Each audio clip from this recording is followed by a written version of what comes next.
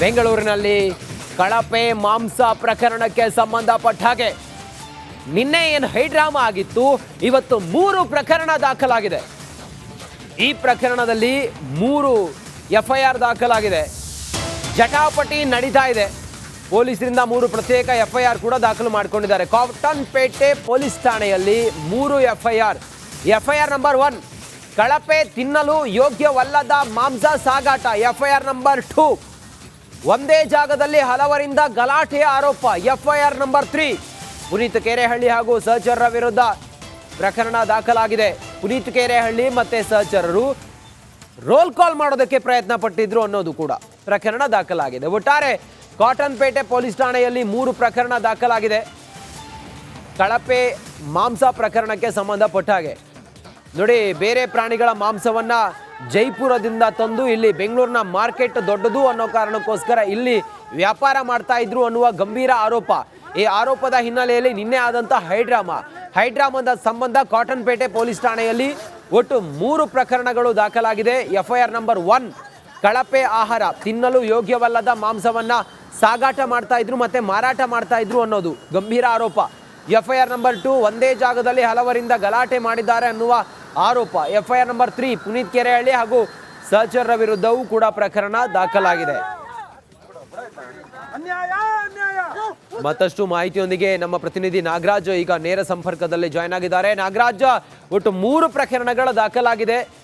ಸದ್ಯಕ್ಕೆ ಯಾವ ಹಂತದಲ್ಲಿದೆ ಈಗ ತನಿಖೆ, ಮತ್ತೆ ಈ ಹೊತ್ತಿಗೆ ಏನು ವಿವರ ಇದೆ?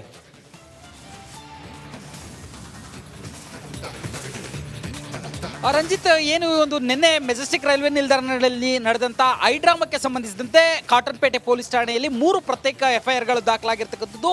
ಇದರಲ್ಲಿ ಪ್ರಮುಖವಾಗಿ ಒಂದು FIRನಲ್ಲಿ ಏನು ಒಂದು FIR ದಾಖಲು ಮಾಡಿದ್ದಾರೆ. ಅದರಲ್ಲಿ ಬಹಳ ಸ್ಪಷ್ಟವಾಗಿ ಪೊಲೀಸರು ಉಲ್ಲೇಖ ಮಾಡಿದ್ದಾರೆ. ಏನು ಪುನೀತ್ ಕೆರೆಹಳ್ಳಿ ಹಾಗೂ ಸಹಚರರು ಒಂದಷ್ಟು ಆರೋಪಗಳನ್ನು ಸ್ಥಳದಲ್ಲಿ ಮಾಡ್ತಾ ಇದ್ರು. ಕಳಪೆ ಮಟ್ಟದ ಮತ್ತು ನಾಯಿ ಮತ್ತು ಸೇರಿದಂತೆ ಬೇರೆ ಪ್ರಾಣಿಗಳ ಮಾಂಸ ಅಂತೇಳಿ ಆರೋಪ ಮಾಡ್ತಾಯಿದ್ರು. ಈ ಮಾಂಸವನ್ನು ವಶಕ್ಕೆ ಪಡೆಯಲಾಗಿದೆ.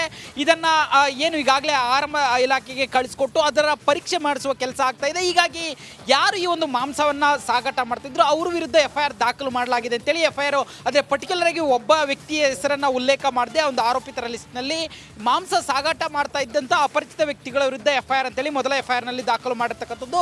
ಇನ್ನು ಎರಡನೇ FIRನಲ್ಲಿ ಪುನೀತ್ ಕೆರೆಹಳ್ಳಿ ಹೋಗಿ ಅಲ್ಲಿ ಸ್ಥಳದಲ್ಲಿ ಏನು ಗಲಾಟೆಯನ್ನು ಮಾಡ್ತಾ ಇದ್ರು, ಒಂದು ಸಾರ್ವಜನಿಕ ಶಾಂತಿಯನ್ನು ಭಂಗ ಮಾಡ್ತಾ ಇದ್ರು, ಅದಕ್ಕೆ ಸಂಬಂಧಿಸಿದಂತೆ ಪುನೀತ್ ಕೆರೆಹಳ್ಳಿ ಒಬ್ಬರನ್ನೇ ಆರೋಪಿಯನ್ನಾಗಿ ಮಾಡಿ ಎರಡನೇ FIR ದಾಖಲು ಮಾಡಿರ್ತಕ್ಕಂಥದ್ದು. ಮತ್ತೆ ಮೂರನೇ FIRಲ್ಲಿ ಪುನೀತ್ ಕೆರೆಹಳ್ಳಿ ಹಾಗೂ ಸಂಗಡಿಗರು ಒಂದಷ್ಟು ಒಂದು ವರ್ತಕರಿದ್ರು ಅವರನ್ನು ಅವಾಚ್ಯ ಶಬ್ದಗಳಿಂದ ನಿಲ್ಲಿಸೋದು, ಸಾರ್ವಜನಿಕವಾಗಿ ಶಾಂತಿಯನ್ನು ಕದಡುವಂಥದ್ದು, ಜೊತೆಗೆ ಈ ಒಂದು ಮಾಂಸವನ್ನು ರಫ್ತು ಮಾಡ್ತಾ ಇರ್ತಕ್ಕಂಥ ಅಥವಾ ಆಮದು ಮಾಡ್ಕೊಳ್ತಾ ಇರ್ತಕ್ಕಂಥ ವ್ಯಾಪಾರಿಗಳಿಗೆ ಧಮಕಿ ಹಾಕೋದು, ಈ ಎಲ್ಲ ವಿಚಾರಗಳಿಗೆ ಸಂಬಂಧಿಸಿದಂತೆ ಪುನೀತ್ ಕೆರೆಹಳ್ಳಿ ಹಾಗೂ ಪುನೀತ್ ಕೆರೆಹಳ್ಳಿ ಸಂಗಡಿಗರ ವಿರುದ್ಧ ಮತ್ತೊಂದು FIR ಅನ್ನು ದಾಖಲು ಮಾಡಿರ್ತಕ್ಕಂಥದ್ದು. ಒಟ್ಟಾರೆಯಾಗಿ ಈಗಾಗಲೇ ಪುನೀತ್ ಕೆರೆಹಳ್ಳಿಯನ್ನು ಬಂಧನ ಮಾಡಿದರೆ ಆತನ ಸಹಚರರಿಗೆ ಒಂದು ಬೇಲಬೆಲ್ ಅಫೆನ್ಸಸ್ ಆಗಿರೋದ್ರಿಂದ ಒಂದು ಠಾಣಾ ಜಾಮೀನು ಕೂಡ ನೀಡಲಾಗಿದೆ ಅನ್ನೋ ಮಾಹಿತಿ ಲಭ್ಯ ಆಗ್ತಾ ಇರ್ತಕ್ಕಂಥದ್ದು. ಒಟ್ಟಾರೆಯಾಗಿ ಇದರ ಪರಿಶೀಲನೆ ನಡೀತಾ ಇದ್ದು ಇಲ್ಲಿ ಪ್ರಮುಖವಾಗಿ ಒಂದು ಮಾಂಸವನ್ನು ಯಾರು ತರ್ತಾ ಇದ್ರು ಮತ್ತು ಏನು ಅಬ್ದುಲ್ ರಜಾಕ್ ಅವರ ಸೇರಿದಂಥ ವ್ಯಾಪಾರ ಅಂತೇಳಿ ಹೇಳಲಾಗ್ತಾ ಇದೆ. ಇದಕ್ಕೆ ಸಂಬಂಧಿಸಿದಂತೆ ಅವರು ಹೊಂದಿರತಕ್ಕಂಥ ಪರವಾನಿಗೆ ಏನು ಮತ್ತು ಆಹಾರ ಇಲಾಖೆ ಇದ್ರ ಬಗ್ಗೆ ಏನು ಹೇಳುತ್ತೆ, ಈ ಮಾಂಸ ಯಾವ ಪ್ರಾಣಿಯದು ಅನ್ನೋದನ್ನು ದೃಢೀಕರಿಸುತ್ತೆ, ಇವುಗಳ ಮೇಲೆ ಪೊಲೀಸರ ತನಿಖೆ ಯಾವ ರೀತಿ ಮುಂದುವರಿಯುತ್ತೆ ಅನ್ನೋದು ನಿಂತಿರ್ತಕ್ಕಂಥದ್ದು. ರಂಜಿತ್, ನಾಗರಾಜ್, ಮತ್ತೊಂದು ಕಡೆಯಲ್ಲಿ ಆಹಾರ ಮತ್ತು ಸುರಕ್ಷತಾ ಇಲಾಖೆ ಆ ಮಾಂಸ ಸೀಸ್ ಮಾಡಿರುವಂಥ ಮಾಂಸ ಯಾವ ಪ್ರಾಣಿದ್ದು ಅನ್ನೋದ್ರ ಬಗ್ಗೆ ಏನಾದರೂ ಮಾಹಿತಿ ಸಿಕ್ಕಿದೆಯಾ? ಮತ್ತು ಪ್ರಯೋಗಾಲಯಕ್ಕೆ ರವಾನಿಸಿರುವಂಥ ಆ ಮಾಂಸ ಕಳಪೆ ಗುಣಮಟ್ಟದ್ದು ಅನ್ನೋದೇನಾದರೂ ದೃಢಪಟ್ಟಿದೆಯಾ? ಈ ವಿಚಾರ ಎಲ್ಲಿದಕ್ಕೆ ಬಂದಿದೆ ಈಗ ತನಿಖೆ?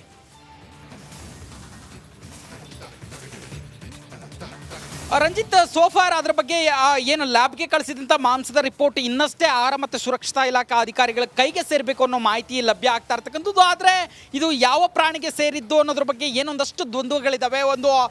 ಒಂದು ಮಾಂಸ ತೆಗೆದುಕೊಂಡು ಬರ್ತಾ ಇದ್ದಂಥ ಮಾಂಸದ ಒಂದು ಬಾಲ ಮತ್ತು ಕೆಲವೊಂದು ಅಂಶಗಳನ್ನು ಗಮನಿಸಿ ಇದು ನಾಯಿ ಮಾಂಸ ಅಂತೇಳಿ ಒಂದಷ್ಟು ಆರೋಪಗಳು ಬರ್ತಾ ಇದ್ರೆ, ಮತ್ತೊಂದು ಕಡೆ ಈ ರೀತಿಯಾದಂಥ ಮಾಂಸವನ್ನು ರಾಜಸ್ಥಾನದಲ್ಲಿ ಅದರಲ್ಲೂ ಪರ್ಟಿಕ್ಯುಲರ್ ಆಗಿ ಸಿರೋಮಿ ಮತ್ತು ಜಮುನಾಪುರ ಅಂತಂತೇಳಿ ಅಲ್ಲಿಯ ಒಂದು ಮಾಂಸ ಮೇಕೆ ತಳಿಗಳು ಹಂದಿಗಳಿದಾವೆ, ಅವುಗಳ ಬಾಲ ಇದೇ ರೀತಿ ಇರುತ್ತೆ. ಹೀಗಾಗಿ ಇದ್ರ ಬಗ್ಗೆ ಸಾಕಷ್ಟು ಅನುಮಾನಗಳಿದಾವೆ. ಇದಕ್ಕಾಗಿ ಲ್ಯಾಬ್ ರಿಪೋರ್ಟ್ ಬಂದ ಬಳಿಕವೇ ನಾವು ಒಂದು ಸ್ಪಷ್ಟವಾಗಿ ಹೇಳಲಿಕ್ಕೆ ಸಾಧ್ಯ ಆಗುತ್ತೆ ಅಂತೇಳಿ ಅಧಿಕಾರಿಗಳು ಹೇಳ್ತಾ ಇರ್ತಕ್ಕಂಥದ್ದು. ಹೀಗಾಗಿ ಲ್ಯಾಬ್ ರಿಪೋರ್ಟ್ಗೋಸ್ಕರನೇ ಎಲ್ಲರೂ ಕಾಯ್ತಾ ಇರ್ತಕ್ಕಂಥದ್ದು. ಇನ್ನೊಂದು ಕಡೆ ಏನು ಅಬ್ದುಲ್ ರಜಾಕ್ ವಿಚಾರಣೆಗೆ ಹಾಜರಾಗಿ ಇದಕ್ಕೆ ಈ ಒಂದು ವ್ಯವಹಾರಕ್ಕೆ ಸಂಬಂಧಿಸಿದಂತೆ ಅವರು ಹೊಂದಿರತಕ್ಕಂಥ ಪರವಾನಗಿಗಳು ಮತ್ತು ದಾಖಲೆಗಳನ್ನು ನೀಡ್ತಾ ಇರ್ತಕ್ಕಂಥದ್ದು. ರಂಜಿತ್, ನಾಗರಾಜ್, ನಿನ್ನೆ ರಾತ್ರಿ ಪುನೀತ್ ಕೇರಳಿಯನ್ನ ಅರೆಸ್ಟ್ ಮಾಡಿದಾಗ ಅವರು ಅಲ್ಲಿ ಅಸ್ವಸ್ಥರಾಗಿದ್ರು, ಅವ್ರನ್ನ ಆಸ್ಪತ್ರೆಗೆ ದಾಖಲು ಮಾಡಿದ್ರು. ಹೇಗಿದ್ದಾರೆ ಈಗ ಪುನೀತ್ ಕೇರಳಿ? ಮತ್ತೆ ಅವರಿಂದ ಏನಾದರೂ ಪೊಲೀಸರು ಮಾಹಿತಿಯನ್ನು ಪಡೆದಿದ್ದಾರಾ?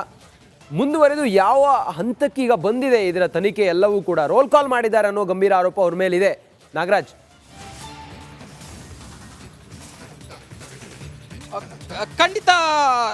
ಖಂಡಿತ ರಂಜಿತ್, ಯಾಕಂತಂದ್ರೆ ಒಂದು ಕಡೆ ಈ ಒಂದು ಭಾಗದಲ್ಲಿ ಹೇಳ್ತಾರೆ ಇದು ಏನು ಈ ಒಂದು ಮಾಂಸವನ್ನು ನಾವು ಹಿಂದಿನಿಂದಲೂ ಸಹ ರಫ್ತು ಆಮದು ಮಾಡ್ಕೊಳ್ತಾ ಇದ್ವಿ, ಆದರೆ ಇದ್ರ ಬಗ್ಗೆ ಸಾಕಷ್ಟು ಜನ ಬಂದು ಹಣವನ್ನು ಕೊಡಿ, ಇದ್ರ ಬಗ್ಗೆ ನಾವು ತಪ್ಪು ಪ್ರಚಾರ ಮಾಡ್ತೀವಿ ಅಂತೇಳಿ ಇಲ್ಲಾಂದ್ರೆ ನಾವು ಇದನ್ನು ತಪ್ಪು ಪ್ರಚಾರ ಮಾಡಿ ನಿಮಗೆ ಇದನ್ನು ಬ್ಯಾನ್ ಮಾಡೋ ರೀತಿ ಮಾಡ್ತೀವಿ ಅಂತೇಳಿ ಎದುರಿಸ್ತಾ ಇದ್ರು ಅಂತೇಳಿ ಅಬ್ದುಲ್ ರಜಾಕ್ ಮತ್ತೆ ಅವರ ಏನು ಈ ಒಂದು ಮಾಂಸವನ್ನು ಆಮದು ಮಾಡ್ಕೊಳ್ತಾ ಇದ್ರು ಅವರು ಹೇಳ್ತಾ ಇರ್ತಕ್ಕಂಥ ವರ್ಷನ್ನು. ಆದರೆ ಇದುವರೆಗೂ ಅವರನ್ನು ವಿಚಾರಣೆಗೆ ಪೊಲೀಸರು ಇನ್ನಷ್ಟೇ ಕರೆಸಿ ಅವರಿಂದ ಮಾಹಿತಿಯನ್ನು ಪಡೆದುಕೊಳ್ಬೇಕಾಗಿದೆ. ಇತ್ತ ಕಡೆ ಏನು ಪುನೀತ್ ಕೆರಳಿ ಮತ್ತೆ ಸಂಗಡಿಗರು ಹೋಗಿ ಇದು ಒಂದು ನಾಯಿ ಮಾಂಸ, ಇದು ತಿನ್ನಲು ಯೋಗ್ಯವಲ್ಲದ ಬೇರೆ ಬೇರೆ ಪ್ರಾಣಿಗಳ ಮಾಂಸವನ್ನು ರಾಜಸ್ಥಾನದಿಂದ ಆಮದು ಮಾಡ್ಕೊಳ್ತಾ ಇದ್ದಾರೆ ಅಂತೇಳಿ ಆರೋಪವನ್ನು ಮಾಡಿದ್ರು. ಇದಕ್ಕೆ ಸಂಬಂಧಿಸಿದಂತೆ ಇವತ್ತು ಪುನೀತ್ ಕೆರಳಿ ವಿಚಾರಣೆ ಆಗಬೇಕಾಗಿತ್ತು. ಆದರೆ ಅವರು ಅಸ್ವಸ್ಥ ಏನು ಆರೋಗ್ಯದಲ್ಲಿ ಏರುಪೇರು ಕಂಡು ಬಂದ ಕಾರಣ ಅವರನ್ನು ಮೊದಲಿಗೆ KC ಜನರಲ್ ಆಸ್ಪತ್ರೆಗೆ ಕರೆದುಕೊಂಡು ಹೋಗಲಾಗುತ್ತೆ. ಅಲ್ಲಿಂದ ಈಗ ವಿಕ್ಟೋರಿಯಾ ಆಸ್ಪತ್ರೆಗೆ ಶಿಫ್ಟ್ ಮಾಡಿರ್ತಕ್ಕಂಥದ್ದು. ಆದರೆ ಅವರ ಆರೋಗ್ಯದಲ್ಲಿ ಸಾಕಷ್ಟು ಚೇತರಿಕೆ ಇದ್ದು ಅವರಿಗೆ ಯಾವುದೇ ರೀತಿಯ ಇದಿಲ್ಲ. ಇವತ್ತು ಸಂಜೆ ವೇಳೆಗೆ ಅವರನ್ನು ಡಿಸ್ಚಾರ್ಜ್ ಮಾಡಲಾಗುತ್ತೆ ಅಂತೇಳಿ ವೈದ್ಯರು ಸೂಚಿಸಿದ್ದಾರೆ ಅಂತೇಳಿ ಪೊಲೀಸ್ ಮೂಲಗಳು ಹೇಳ್ತಾ ಇರ್ತಕ್ಕಂಥದ್ದು. ಹೀಗಾಗಿ ಸದ್ಯಕ್ಕೆ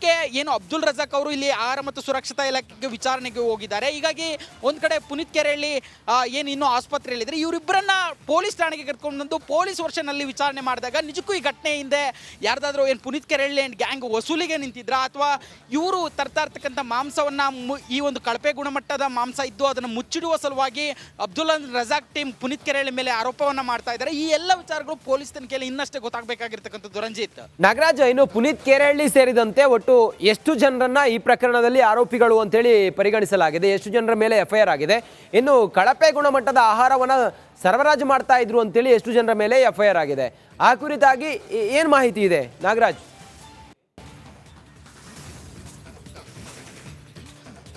ರಂಜಿತ್, ಮೊದಲ FIR ನಲ್ಲಿ ಪುನೀತ್ ಕೆರಳಿ ಒಬ್ಬರ ಮೇಲೇನೆ FIR ಆಗುತ್ತೆ. ಅದು ಕಾಟನ್ಪೇಟೆ ಠಾಣೆ ಇನ್ಸ್ಪೆಕ್ಟರ್ ಎರ್ರಿಸ್ವಾಮಿ ಅವರು ನೀಡುವಂಥ ದೂರನ್ನು ಆಧರಿಸಿ ಆ ಒಂದು ಮೊದಲ FIR ದಾಖಲಾಗುವಂಥದ್ದು. ಇದರಲ್ಲಿ ಪುನೀತ್ ಕೆರಳಿ ಒಬ್ಬರನ್ನೇ ಆರೋಪಿಯನ್ನಾಗಿ ಮಾಡಿರ್ತಕ್ಕಂಥದ್ದು. ಇದು ಒಂದು ಕಡೆ ಏನು ಈ ಒಂದು ಮಾಂಸವನ್ನು ಆಮದು ಮಾಡ್ಕೊಳ್ತಾ ಇರ್ತಕ್ಕಂಥದ್ದು ತಪ್ಪು ಅನ್ನೋದರ ರೀತಿಯಾಗಿ ಸಾರ್ವಜನಿಕವಾಗಿ ಬೆದರಿಕೆಯನ್ನು ಹಾಕ್ತಾ ಇದ್ರು ಅನ್ನೋ ಕಾರಣಕ್ಕೆ ಅವ್ರ ಮೇಲೆ FIR ದಾಖಲು ಮಾಡ್ಕೊಂಡಿರ್ತಕ್ಕಂಥದ್ದು ಒಂದು FIR. ಆದರೆ ಎರಡನೇ FIR ಅಲ್ಲಿ ಪುನೀತ್ ಕೆರಳಿ ಹಾಗೂ ಆತನ ಸಂಗಡಿಗರು ಅಂತ ಹೇಳಿದ್ದಾರೆ. ಆದರೆ ಎಷ್ಟು ಜನ ಅಂತೇಳಿ ಪರ್ಟಿಕ್ಯುಲರ್ ಆಗಿ ಅಲ್ಲಿ ಸ್ಥಳದಲ್ಲಿದ್ದಂಥ ಒಂದು 16 ಜನ ಅಂತೇಳಿ ಉಲ್ಲೇಖ ಮಾಡಿರ್ತಕ್ಕಂಥದ್ದು. ಆದರೆ ಇಷ್ಟು ಪರ್ಟಿಕ್ಯುಲರ್ ಆಗಿ ಇಷ್ಟೇ ಜನ ಅಂತೇಳಿ ಉಲ್ಲೇಖ ಮಾಡಿಲ್ಲ.